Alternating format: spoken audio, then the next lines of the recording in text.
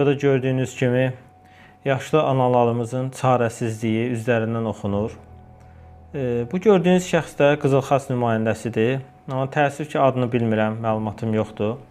Və məndə olan məlumata görə buradakı əsirlər Kəlbəcərdən düşmüş əsirlərdir. Hal-hazırda videoda izlədiyiniz əsirlərimiz, soydaşlarımız.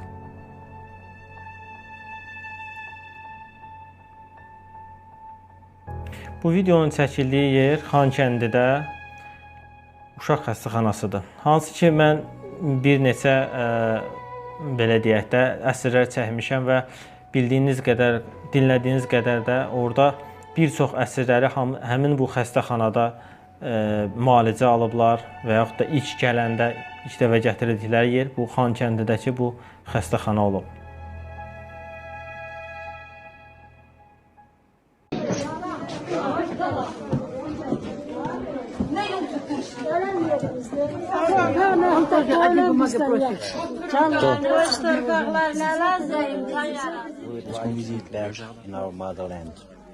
Günahsız analar, bacılar, qardaşlar, günahsız körpələr, hamı günahsız insanlarıq biz.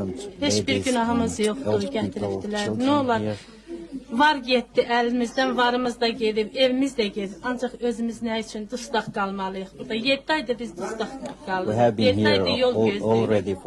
Burada kadrlarda gördüyünüz anamız təəssüf ki, hal-hazırda həyatda yoxdur. Məndə olan məlumatlara görə bu anamız əsirlikdən qayıdıb və burada diqqət eləsəz, alnında bir qarartı görəcəksiniz.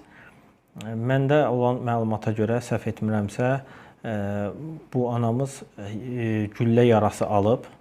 Güllə yarası alıb, sonradan bu müalicə olunub. Müalicə olunduqdan sonra, bir neçə müddətdən sonra, koma vəziyyətinə qaldıqdan sonra şükürlər olsun ki, düzəlib. Amma bu əsirliyin bu çətin günləri, çətin vəziyyəti, aldığı yaralar, müəyyən stresslər nəticəsində çox təəssüflər olsun ki, əsirlikdən qayıtsa da bir müddətdən sonra vəfat etmişdir. Bu kadrda olan əsirlərimiz məndə olan məlumata görə Kəlbəcərli əsirlərdir və müəyyən gün fərqi olmaqla eyni vaxtlarda əsir düşüblər.